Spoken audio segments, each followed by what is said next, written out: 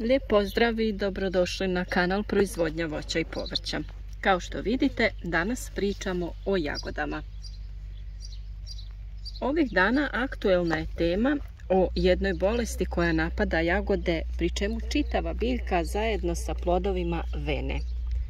Takvu situaciju imamo i mi na nekoliko biljaka, pa ćemo pokazati praktično šta se tu događa, koji je razlog i kako se rješava ovaj problem.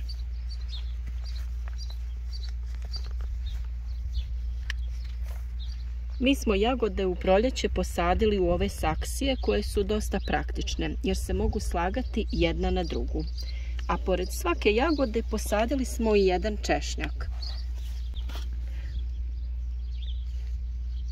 Njegova uloga je da tjera štetnike od jagoda i možemo vam reći da je dosta djelotvoran po tom pitanju.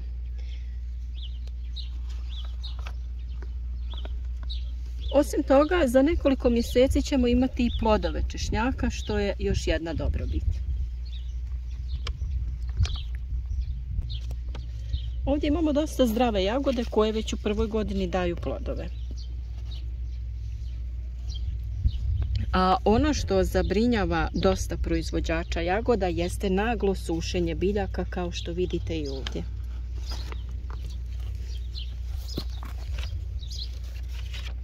I na našem kanalu smo imali dosta upita o ovoj pojavi. Upravo zato smo se odlučili da vam u ovom videu donesemo i razloge zašto se događa ova pojava. Naime, ova godina je bila sa puno kiše, a to je pogodno vrijeme za razvoj bolesti korijenovog sistema, ali i za razvoj štetnika.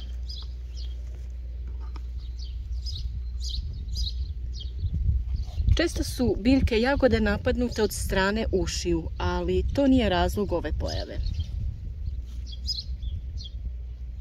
Kada cijela biljka vene kao ove ovdje, u pitanju je nešto drugo. Upravo ovo što ovdje vidite upućuje na bolest korijena.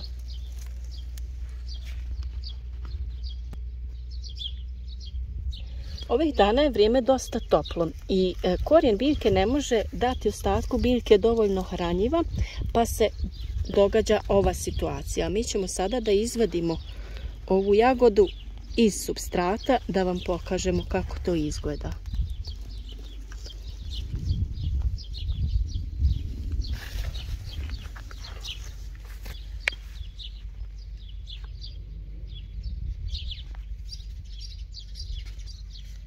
Inače je korijen jagode dosta raširen i sastoji se od puno bijelih, tankih korijena, što ovdje nije slučaj. Ovdje korijen biljke nije bijele boje, što znači da se je razbolio. Poprima neku smeđu, pa čak i crnu boju.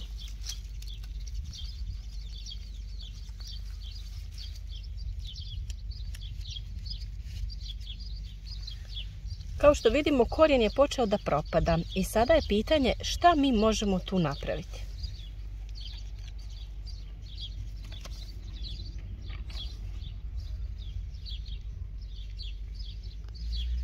Kada imamo ovakvu situaciju kao što je ovdje, da je nekoliko biljaka bolesno, a ostale su dobre, najbolje je da te bolesne biljke odstranimo i iznesemo van iz te gredice ili iz posuda.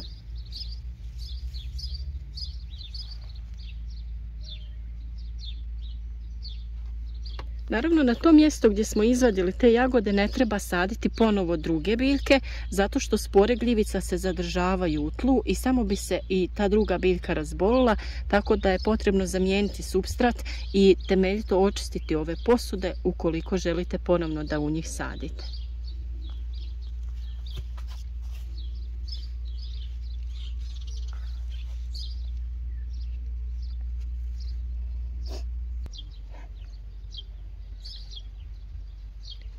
Naravno, protiv ove gljivice može se koristiti razni fungicidi, mada mi izbjegavamo njihovu upotrebu u našem vrtu.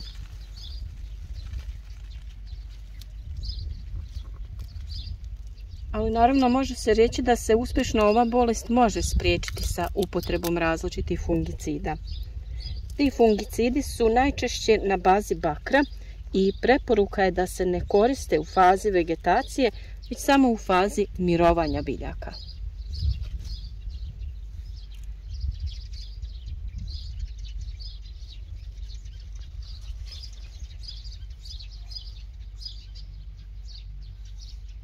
Također, kako bi spriječili različite druge bolesti, potrebno je redovno uklanjati ovakve osušene listove jer one mogu zaraziti ostale listove, te treba uklanjati korov kako bi biljka imala dovoljno hranjiva i vlage i kako taj korov ne bi privlačio različite štetnike i oboljenja. Preventivno protiv gljivice se možemo boriti sa sodom bikarbonom tako što ćemo je razrijediti u vodi i sa tim pripravkom zalijevati naše biljke.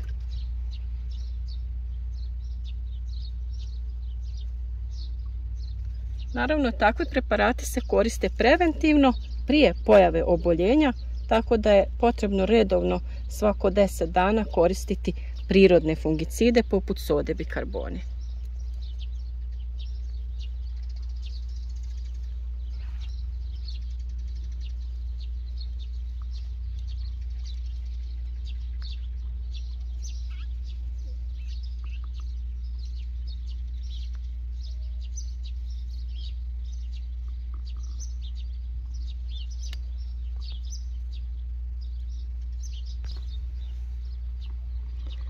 Ove biljke su zahvaćene ovom bolesti jer su dugo bile u vodi.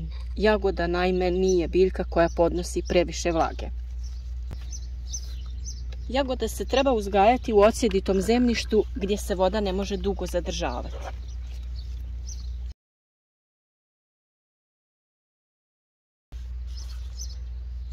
Pri sadnji jagode u ovoj posudi mi nismo primijetili da nisu izbušene rupe kao na ostalim posudama, tako da voda nije mogla dobro otjecati.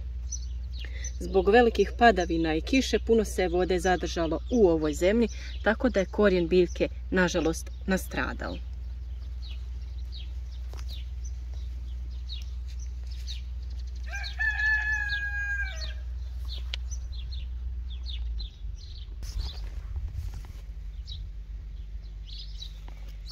Ista situacija se može dogoditi i kod uzgoja biljaka direktno u tlu, ali to možemo izbjeći tako što ćemo ih uzgajati na odsjeditom zemljištu ili to možemo učiniti na ovakvim uzdignutim gredicama. Na taj način kada pada kiša, voda će lakše da otiče i neće se zadržavati u zemljištu. Također u ovakvim slučajevima možete koristiti različite oblike malča kao otkošenu travu, slamu, sječku drveta i sl. Na taj način će biljke imati dovoljno vlage te će plodovi da budu krupni i kvalitetni.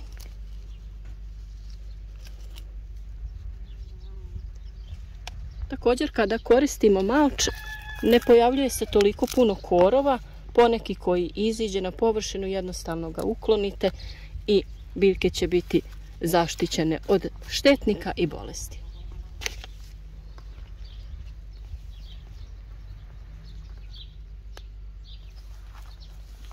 Nadamo se da vam je ovaj video bio od pomoći i da vam je otklonio neke dileme oko bolesti jagoda. Za još savjeta o uzgoju voća i povrća zapratite naš kanal i dobivajte informacije na vrijeme. A naravno na našem kanalu već imate dosta videa o uzgoju jagoda, način na koji se one sade, kako se održava nasad i svi načini prirodne prihrane jagoda kako bi one bile zdrave i ukusne. Također imate i nekoliko videa o dobrobitima jagoda, pa je vrijedno poslušati koje benefite one donose našem zdravlju i našem organizmu. Na našem kanalu imate i bezbroj savjeta o uzgoju različitog voća i povrća i o tome kakve dobrobiti donose oni za naše zdravlje, pa također možete potražiti i takve video savjete. Nesebično sa vama dijelimo naš način uzgoja i svaki dan objavljujemo novi video, pa se nadamo da će neki od tih videa biti od pomoći upravo vama. Podržite naš rad tako što ćete ostaviti like za neki video koji vam je koristan ili podijelite vaša iskustva uzgoja različitih biljaka. Na taj način i drugi će imati koristi od nekih vaših savjeta.